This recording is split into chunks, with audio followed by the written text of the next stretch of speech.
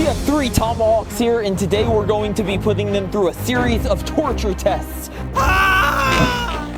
to see which one comes out on top. First on the chopping block is the SOG Tomahawk Tactical Hatchet. The next contestant will be the Cold Steel Drop Forged Tomahawk. And finally, we have the Smith & Wesson M&P Extraction and Evasion Full Tang Tactical Axe.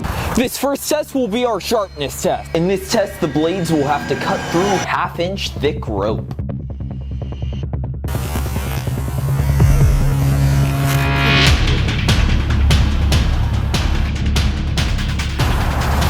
For the SOG Tomahawk, it cut clean through the first rope and then just about halfway through the second rope. Now, I believe that's just because its blade has a smaller surface area, so when I swung, I kind of run out of blade. Next up is the Cold Steel Tomahawk. I think, honestly, this is going to go clean through all the rope as it's much larger than the SOG Tomahawk. So let's find out.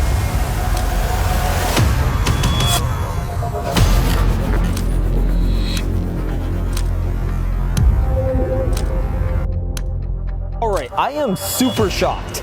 The Cold Steel only went through the first rope and it hit the second rope, but it kind of just bounced off. After one swing, it could only go through one rope. So it actually did half a rope worse than the SOG, a much smaller axe. That is shocking. Let's move on to our third contestant. Alright, the Smith & Wesson. Will this take home the victory in the sharpness contest, or will it fall short of expectations, just like the Cold Steel? Let's find out.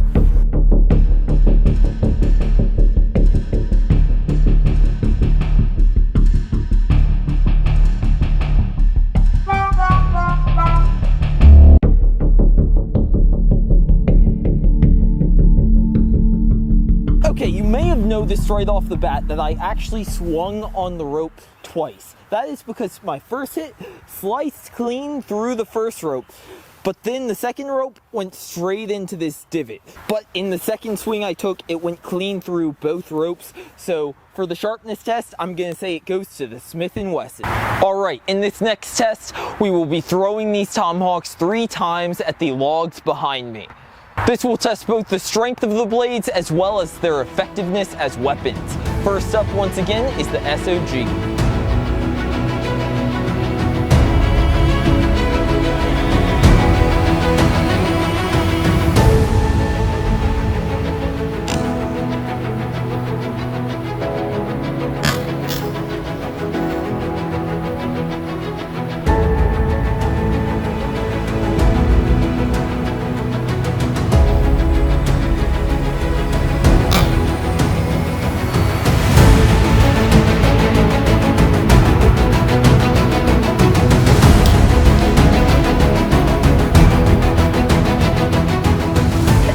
Unfortunately did not stick at all. It doesn't have any chips or anything though, so it held up nice and strong, still solid, just a little dirty, but that's completely fine. Now, redemption round for the Cold Steel. Can it stick more times than the SOG did in those logs?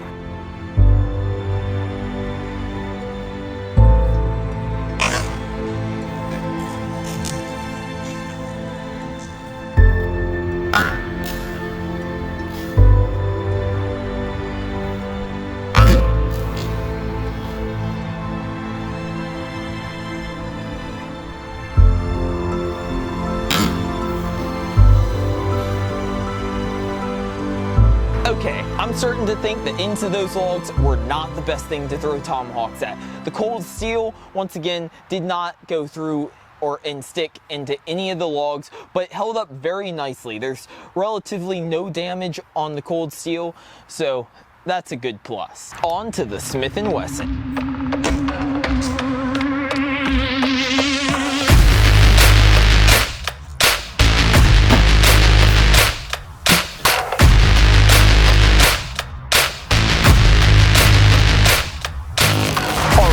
Take a look at this.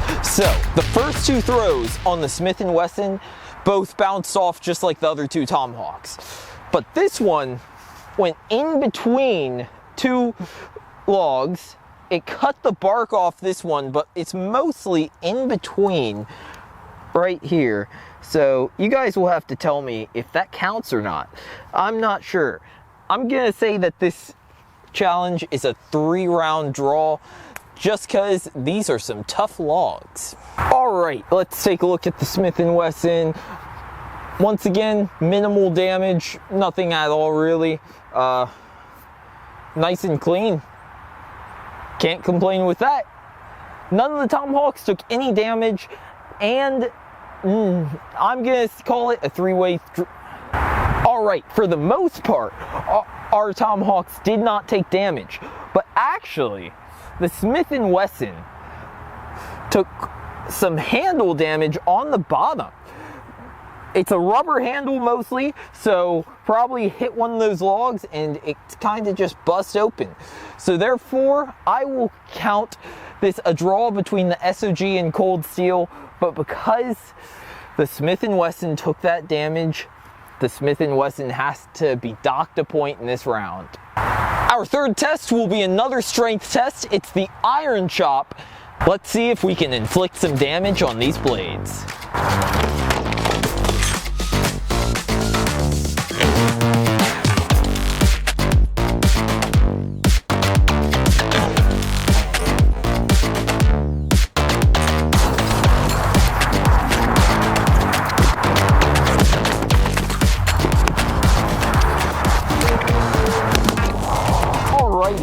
So the SOG did take a bit of damage. There is some chipping and rolling all along the blade. It didn't break, so it survived, but it did incur some damage. That was 15 hits. Let's do 15 hits with the other two.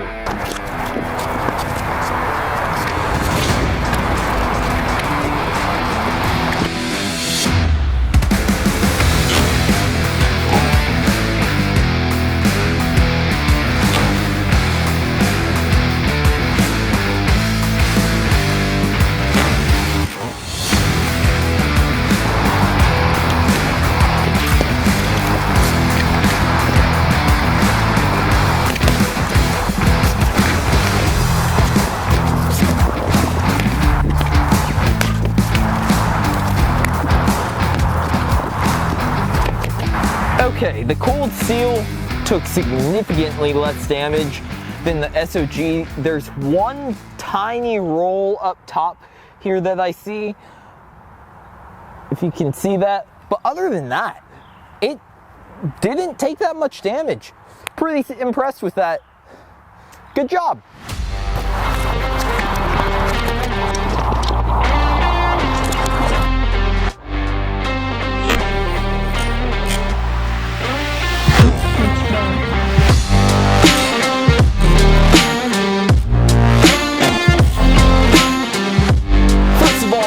I'm definitely gonna have to find a better way to secure those. As you could see, they kind of just kept coming loose of these clamps here, and there was nothing I could really do about that in the moment. But the damage on this blade, it took some pretty significant rolling up here, and there's some minor chipping as well. So overall, the Cold Steel took home the strength test by a long shot. For our fourth test, we will be testing the strength of the spike by whacking them against these logs. The spike on the SOG took very minimal damage. There's no bends, cracks, dents, or chips or anything. It just has some minor cosmetic damage on the finish, but overall, it held up really well onto the Cold Steel.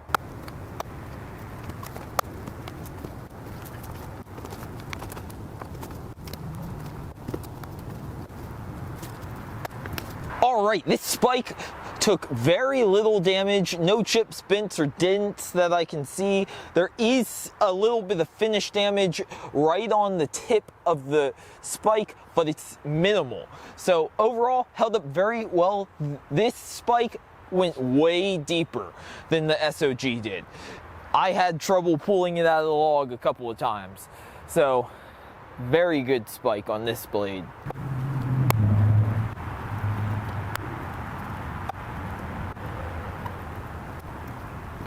Alright, right, the Smith & Wesson spike clearly held up way worse than the other two spikes. There is some very significant rolling right along the bottom edge of the spike.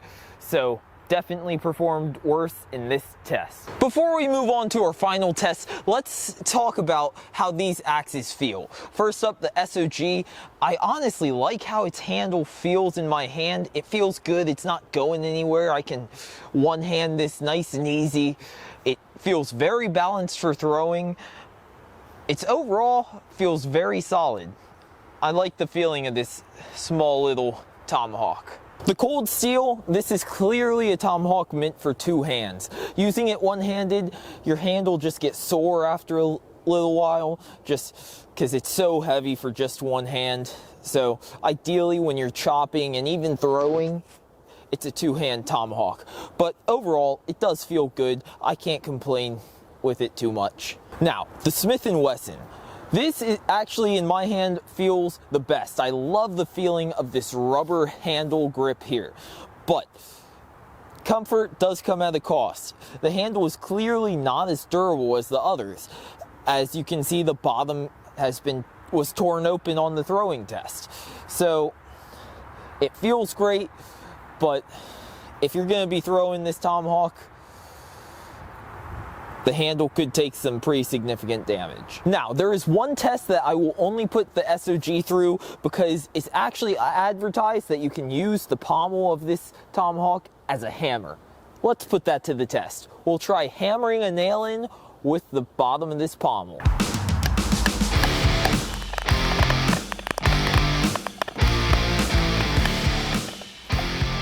It actually worked really well. Hammered that nail right in there.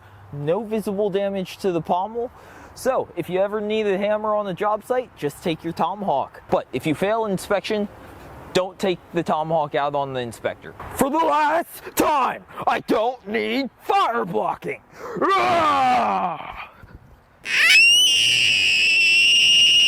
For this last challenge, we're going to do a lateral 2x4 whack. I have seen this type of challenge completely destroy blades before. Let's see how these axes hold up.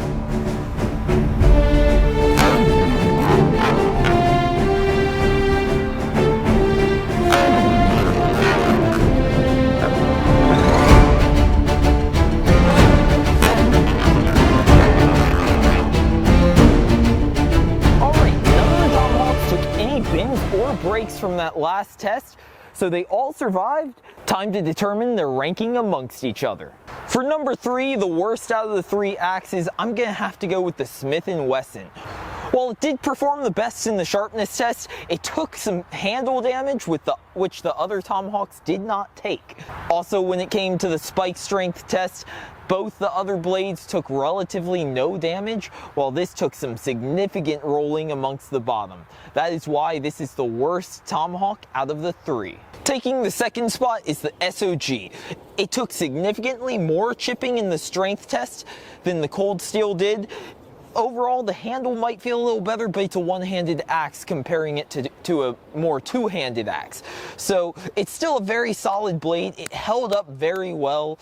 It's a great choice, but it's not number 1. Alright, number 1 is the cold steel. I feel like this is more of an axe you could work with. You could even probably chop some wood with this tomahawk. It took minimal damage. It held up really nicely. I am very impressed with this axe, and when you're holding it with two hands, it does feel really good. That is why this blade is number 1. Let me know in the comments down below if you agree or disagree with my decision on the rankings. If you enjoyed, please like and subscribe, and I will see you next time.